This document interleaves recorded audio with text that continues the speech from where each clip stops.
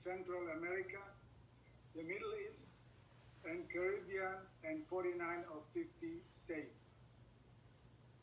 Fellow Rotarian, without further ado, let us give a warm welcome to Mr. Michael Angelo Caruso. Thank you very much. Thank you very much. Please sit down, everyone. Hi, Shab. How are you? Talk to me, baby. Take your phone off mute. Shab's my brother. It's good. It's always good to see you, Michael. Good to see you. I'm sorry we had to postpone our little visit due to this little thing called the pandemic. We'll see each other again. Good Yes. people always meet. Yes, sir. Hi, everybody. It's good to be with you. I understand this is a new Rotary Club and a new experience. If you've only had a few meetings, I will be your best speaker yet. I can't promise that the clubs that have been in existence for a long time, but I can promise it to you. We're going to talk today about something called the first 15 seconds. It's the amazing power of first impressions. And I first started thinking about this seriously when I was invited to go on a ride-along with a buddy of mine from high school about 30 years after graduation. He was a police officer in Sheboygan, Michigan. And he said, would you like to go, I know you're coming up north on vacation, would you like to do a ride-along in the patrol car? It'll give you and me a chance to catch up since high school, and it might be a good experience for you. Just a show of hands, how many of you have had a chance to ride in a police car in the front seat?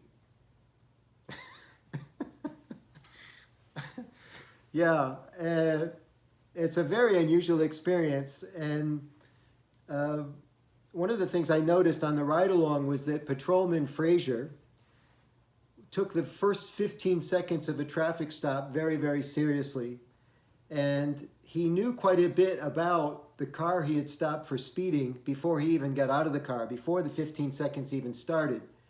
For example, he knew who owned the car. He knew the driving record of the person who owned the car. He knew how fast that car was going because he was using radar. And he was highly trained about how to approach the car. So I was in the windshield and I could watch him approach the car, and he did some interesting things, and it was an interesting vantage point for me in that first 15 seconds. As he approached the car, Patrolman Frazier, on one of the cars, he knocked on the trunk of the car. Why do you suppose he did that? He was listening to hear how it sounded, if the trunk sounded hollow or full. It would be an interesting observation. On one of the stops, he actually checked the latch of the trunk to see if it was open. It's a dangerous time to be a police officer these days, so he was checking on his own safety. Some of you know that when you're stopped by a police officer, the police officer could stand in front of you here where it's fairly easy to talk with him, but he doesn't stand there, does he? Where does the police officer stand when he pulls you over? He stands behind you. Yeah, how did you know that, Jesus? We all know it. Everybody's been stopped by a police officer. And they stand behind you, and the reason they do that is statistically most people are right-handed. So if they have a weapon, mace, a knife, a gun, it takes another fraction of a second to reach all the way around their body like that to bring it upon the patrolman. So the patrolman knows he needs all that extra time to be prepared. And by the way, there's a post in the car that can come into play if he needs to defend himself. So all of these things are on the patrolman's mind when he pulls you over in the first 15 seconds. Now, it looks like we may have some retirees on the call. It looks like some of you are still employed. I doubt that the first 15 seconds of an interaction in your line of work is a matter of life or death. Although if you're a commissioned salesperson, and some of you are in sales, raise your hand if you're in sales or persuasion of any kind, then the quality of your presentation is important to the quality of your life. How many weeks vacation you have next year, what kind of kids you go to school, whether you have lobster for dinner or soup is determined by the quality of your presentation. Now, we teach in schools and in churches not to judge, but I can promise you, judgment is alive and well in the United States. I myself use judgment almost every day. Thumbs up if you use judgment in your life. I'll bet a lot of you use judgment. What we want to use is good judgment, and what we want to avoid is something called prejudgment or prejudice. But judgment is important, and we make major decisions about people. For example, when we first meet them. For example, when you first meet another person, you might be deciding whether or not that person takes a bath. You might decide whether that person is educated in the first few seconds of the interaction. You might decide if you like someone as soon as you meet them. We say that all the time. I liked him as soon as I met him. Or I felt like I always knew him. Or I liked him immediately. These are judgments that we make, and it's okay. And I think in the Rotary world, we can use this psychology of judgment to our advantage because people are making decisions about Rotary very quickly. The guests at your Zoom meetings these days are making very early decisions about whether or not your club has its act together. And the same thing happens when we get back to the physical world and have physical meetings. When people walk into the room of your Rotary meeting, whether it's a lunch or a dinner, I think you guys meet in the evening, they make some decisions. Do I belong here?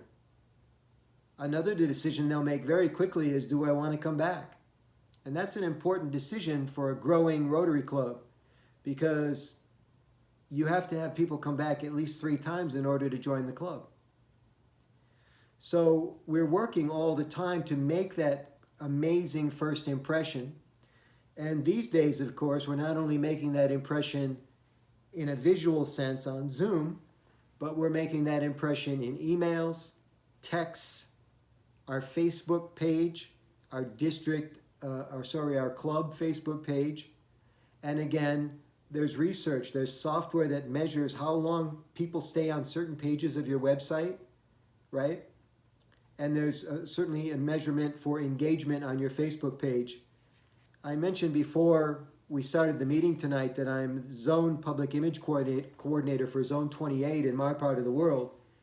And one of the things I spent time on today was visiting with some Facebook admins for various districts who have chosen to keep their comments closed on the district Facebook page.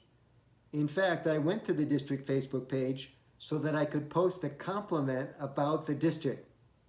And guess what? I wasn't allowed to post. And so we see people making decisions all the time that aren't in their best interest. And we see Rotarians making decisions all the time because Rotarians are people. Rotarians making decisions about their own clubs and districts that aren't in their own best interest. And so if you'd like to open up some dialogue tonight in this call about some things that your club can improve so that the Mission Gorge Club thrives moving forward into the future, I'm happy to help.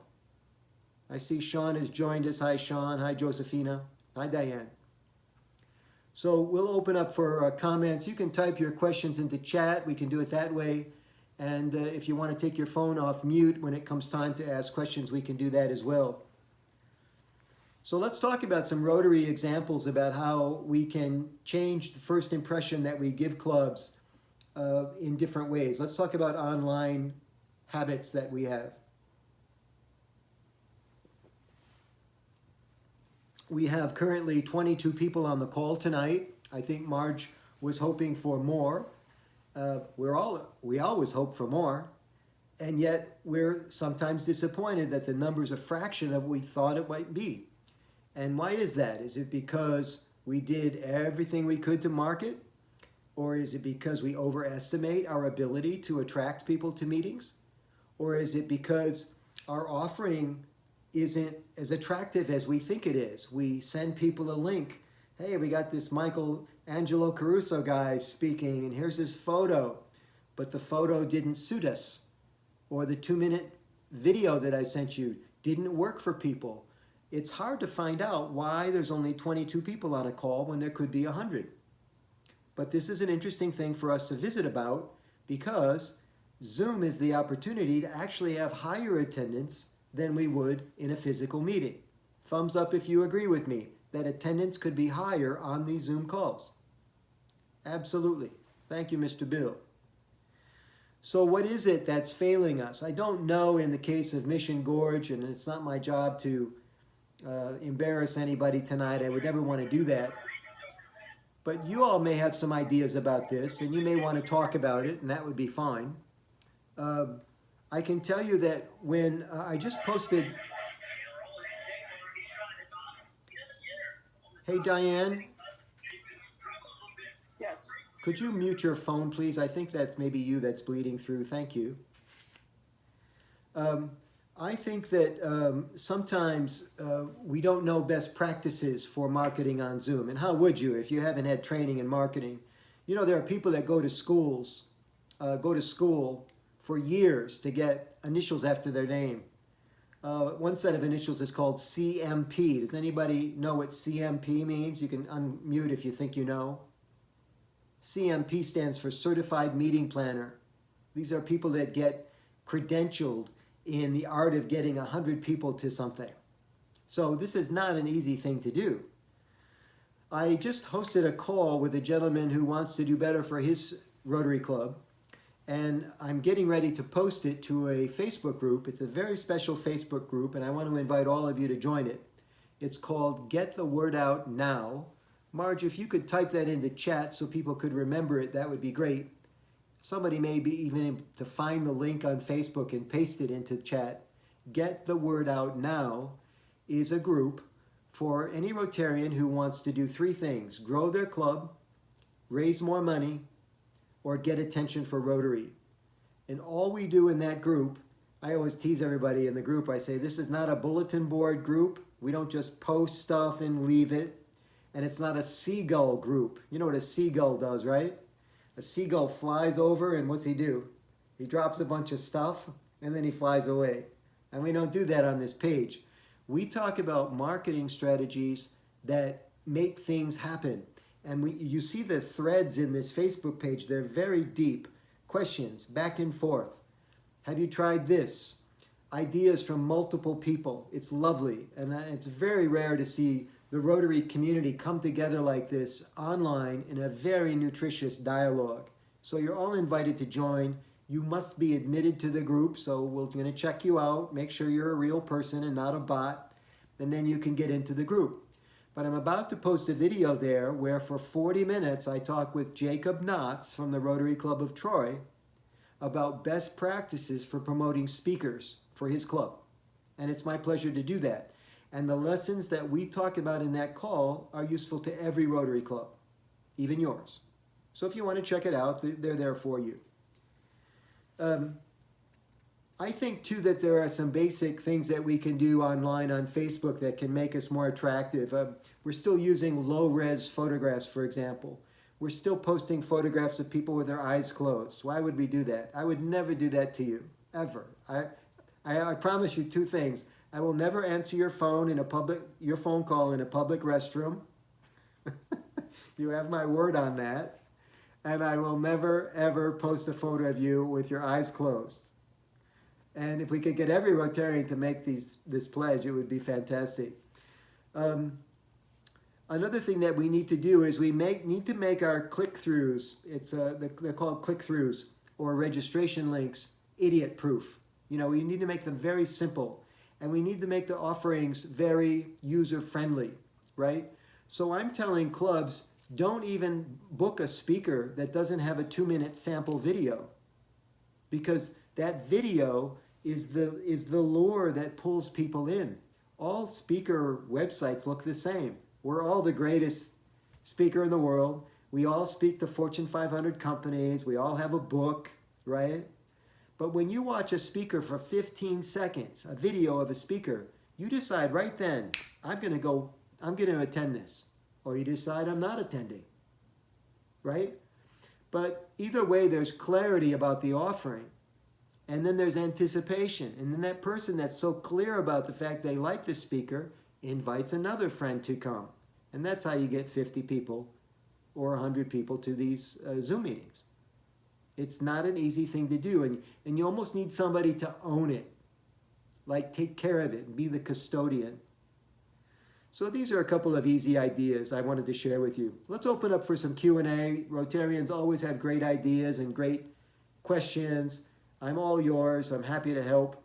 And by the way, as we get ready to queue up the first question, I want to remind you, if you do speaking for Rotary or speaking of any kind, I have a second Facebook group called Present Like a Pro, and Shab is familiar with it. If you're speaking for Rotary and the quality of your presentations go up, you'll not only be serving Rotary better, you'll have a better feeling about your own speaking skills. And again, you join the Present Like a Pro Facebook group for ongoing tips about how to improve your presentations, both online and off. There's a question here from Jesus that says, and unmute Jesus so we can chat up for a minute. How soon should we start marketing our events? A month, a week?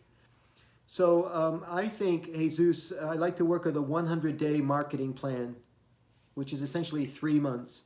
And the reason I like that is because I want to start about a bunch of, and you're going to be sensitive about this out in California, I like to start a lot of brush fires. So that by the time we get to the event, it's a big raging fire. And we need time for those fires to burn. And the reason is because if you're only promoting a week in advance, you have to send a lot of messages to get enough impressions to get the attendance. We think of it this way, Jesus. What do you do for a living, sir? Are you a student? Are you in school or working? I currently support my father in running his business. And what is the line of work, please? He owns a construction company. Okay.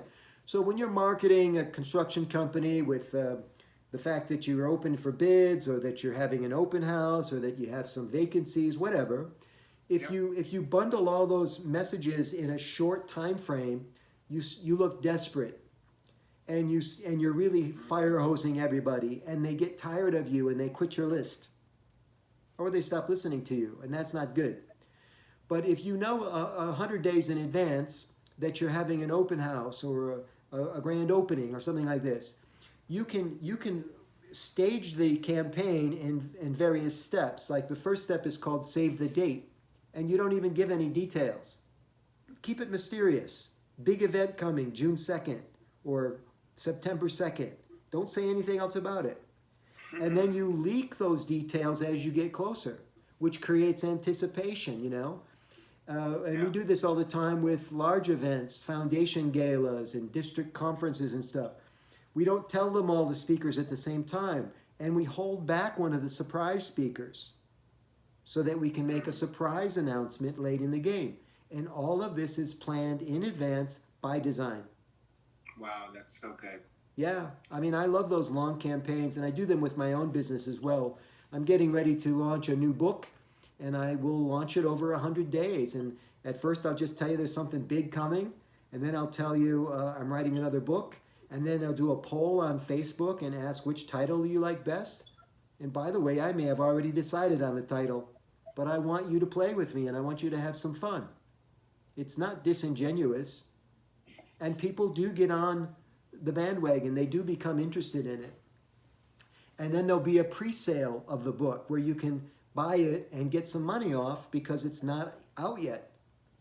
Yeah. And then there'll be a bulk rate where you can get a gift for your company because it's the holidays and it's been one tough COVID year. And won't you want to pick up 20 books and get 20% off all those books? You see? Yeah. Okay. Thank you so much for sharing all that. I really appreciate it. My pleasure, man. Probably a longer answer than you wanted to have. No, that's exactly what I wanted to hear, because it's something that I kind of just discovered for myself now, that, you know, I tend to market our events a few days prior to it actually happening, and then I'm in a rush and trying to get all these messages out, and to have that awareness, it makes it a lot more easier for me to create a different system. So I really appreciate you sharing that. Yeah, I mean, and there's like these websites that get a lot of views over time, like the local Chamber of Commerce calendar, which the Rotary Club can take advantage of as well. You just post it yourself to chamber calendar. And over that 100-day period, it gets a lot of looks. Yeah. And this, we're not doing raves, everybody, where there's 19-year-olds at home looking where they can go in the next 15 minutes. If you want busy, productive people, you're going to have to book them in advance. And that means you can't give them last-minute notice anymore. What other kinds of questions and issues are you having that I can help you with?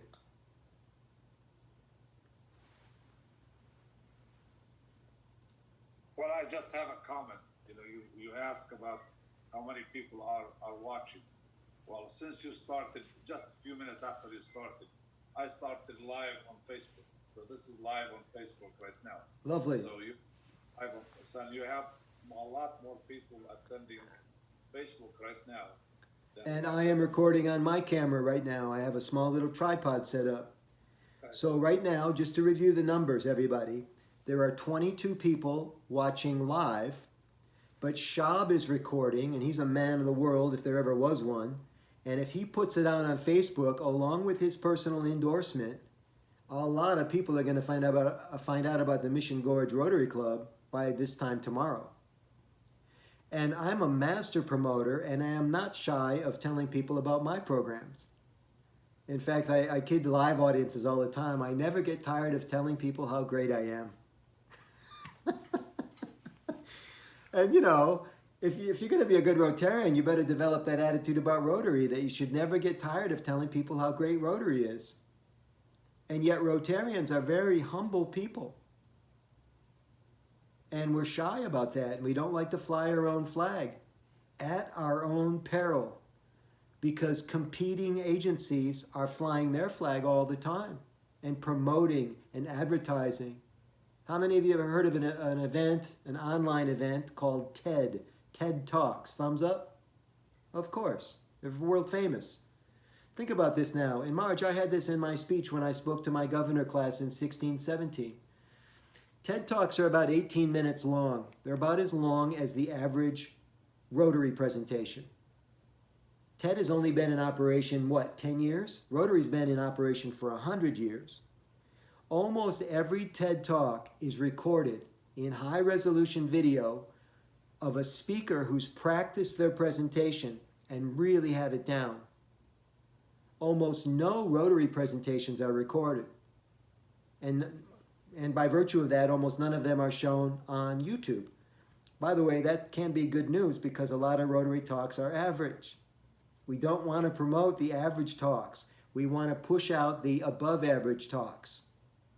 That way we can, gravitate up over time. That's the whole idea. So TED, this organization, now has millions and millions and millions of downloads. And they have a huge internet footprint, especially on YouTube. And Rotary is struggling on YouTube. Check out most Rotary YouTube, not the ones from Evanston, because those are professional grade. But check out the kinds of videos that the regular Rotarians are posting on YouTube. They're very lovely, but they're folksy, and they're homemade. And which is fine, but we can do so much better with a little bit of planning, with a little bit of marketing savvy, with a little bit of forethought. More questions. Keep them coming. Just have a few minutes left. Michael, I had a question. Hi, Bill. So I am the speaker chair for La Mesa Rotary, but my question would help the Mission Gorge Rotary as well. Can you address the spectrum of speakers that attract people? So we have 4 meetings a month. How wide variety? The idea is, what kind of a pattern of speakers do you recommend, or can you talk about? It's a great question, Bill. I think a lot of times, and now we have a combination between what Jesus asked and what you're asking, a lot of program chairs, and I'm not saying you're one of them, Bill, but a lot of program chairs are just looking to fill the calendar as fast as possible. We're busy, we're volunteers, we have life. Rotary doesn't complain too much anyway if you just get them average speakers. Let's just fill the calendar. So one of the first things I would caution any program chair is, don't just book speakers because they're available. And don't just book speakers because someone recommended a speaker. You wouldn't go watch every movie that somebody recommended to you, would you? It's a 2-hour investment. You don't just go read a book because someone says you should read a book. In fact, when somebody tells me I should read a book, I say, tell me why you like the book so much.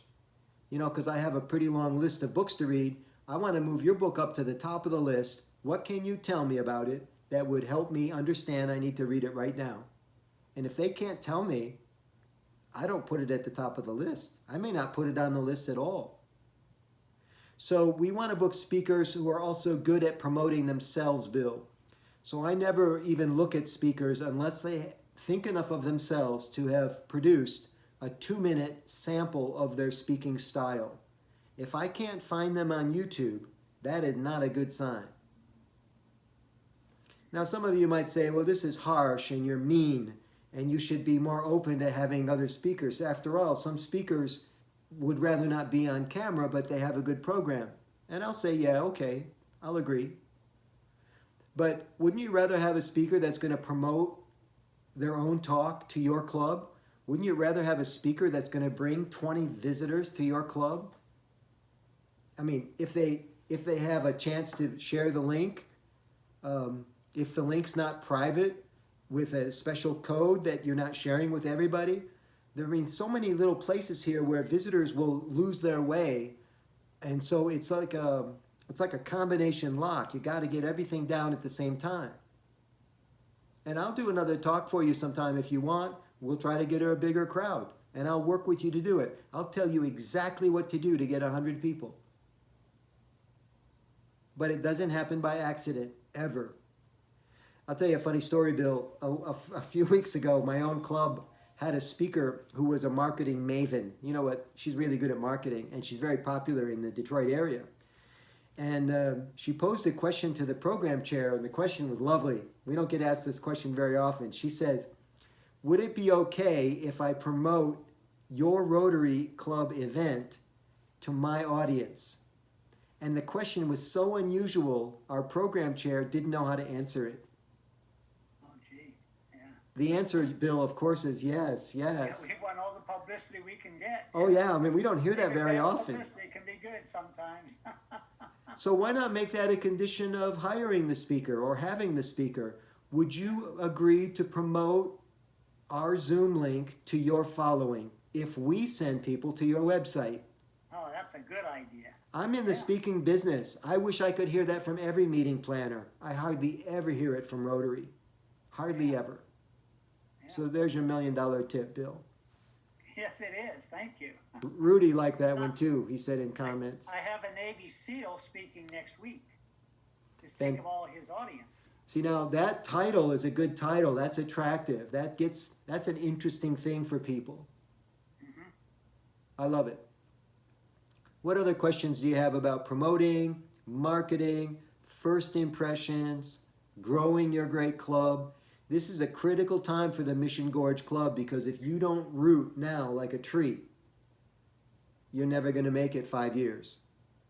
You've got to get people enchanted and entrenched in the club or they won't stick around. And that means a value proposition that just won't quit. Month after month, week after week, where the hour that they spend with you is something that they do not want to miss. And needless to say, in North America, if you're tracking membership numbers, most clubs, many clubs, have not figured this out. We have our work cut out for us. Any other questions before we wrap up?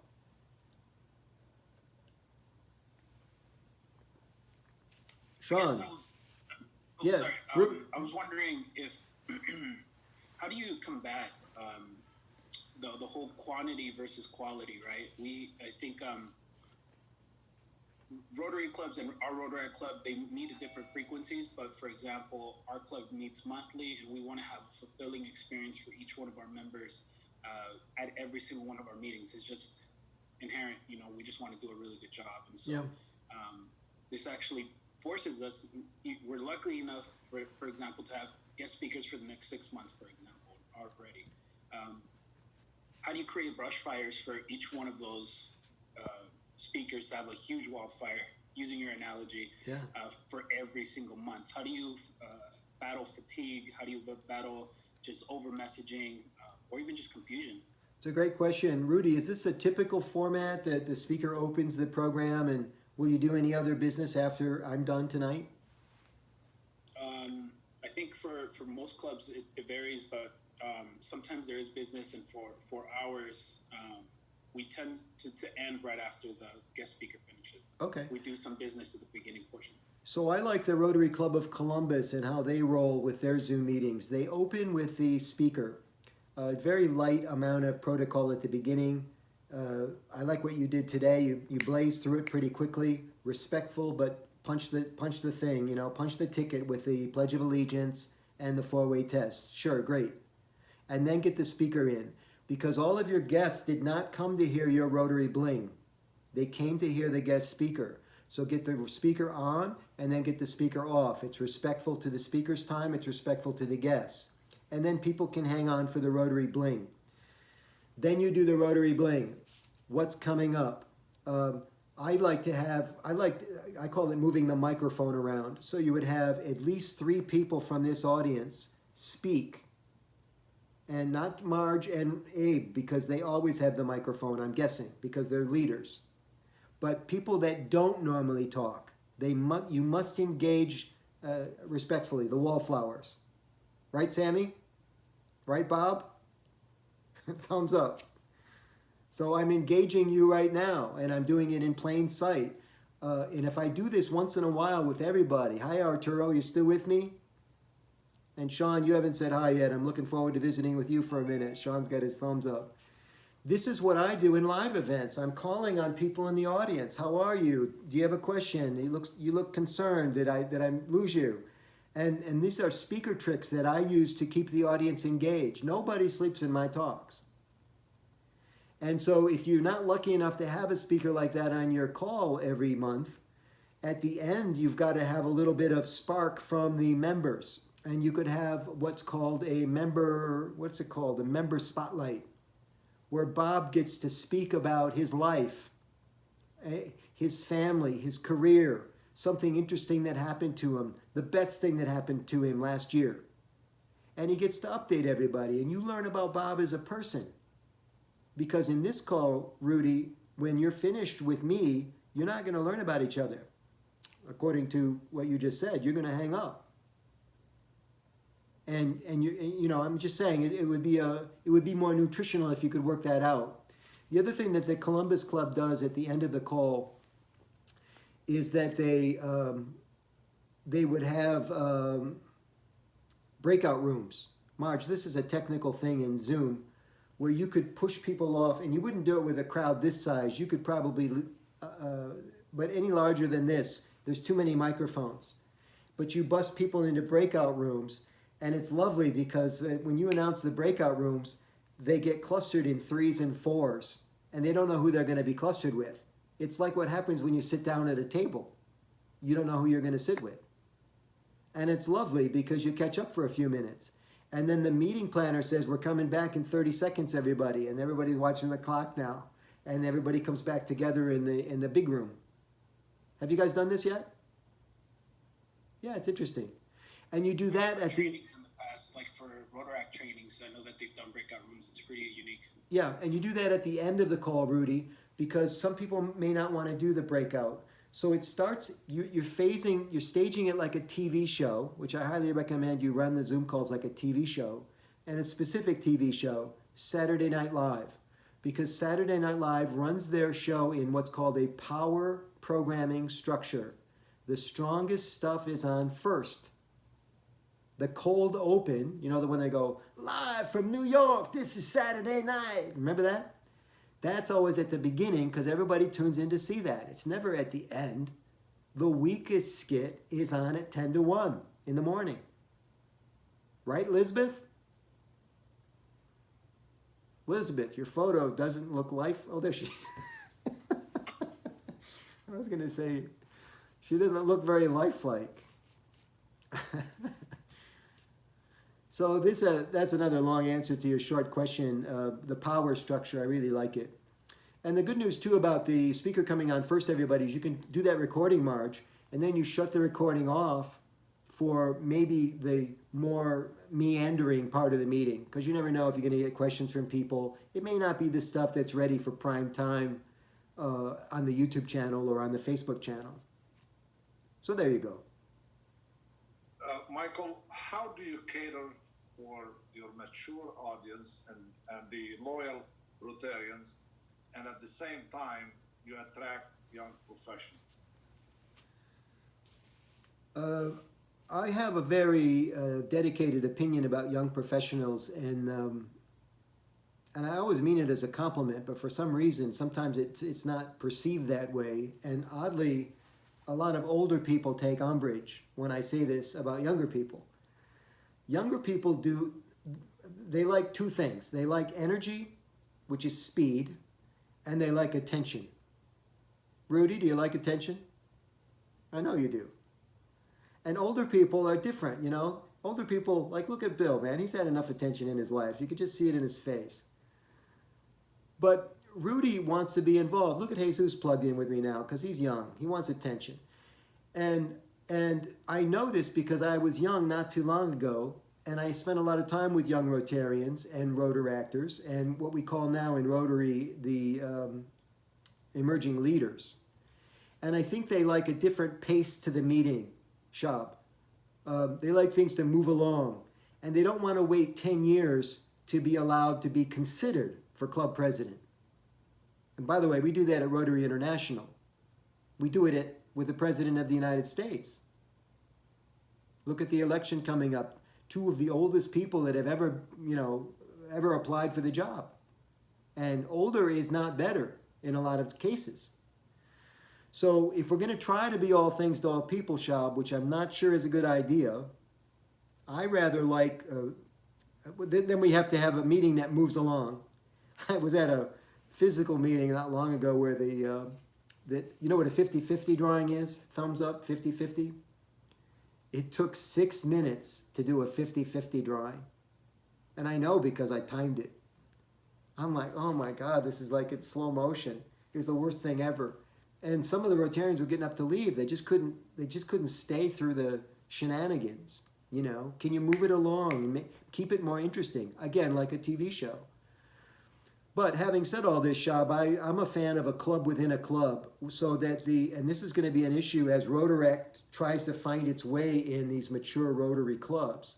You know, when is the last time you saw a bunch of 30-year-olds hanging around with a bunch of 70-year-olds? This is not something that we see in nature. And yet Rotary is going to try to force the issue. And you're going to get a lot of Rotaractors being polite, but they will be politely yawning. They're going to be yawning. And I rather like the club within a club. So you have the young people operating under the Mission Gorge umbrella, but they're running their own show. And maybe on their Zoom meeting, they have all of the, the wing-dings and the stuff it's going to take the mature club a little while to figure out. And then maybe the Rotaractors can show the mature people how to do the breakout rooms. Maybe that's how it's going to go. And then maybe the mature people can show the Rotaractors how to raise money, because we've been doing it for decades. Now, these are just my opinions. I am a regional leader for Rotary this year in Zone 28 as public image coordinator for Zone 28 East, but I am not an official spokesperson for Rotary. These are just my opinions. I'm just trying to help. So don't write anything down. Michael, one thing that Zoom allows all of our Rotary clubs to do, and what I do, I've asked our speaker when they would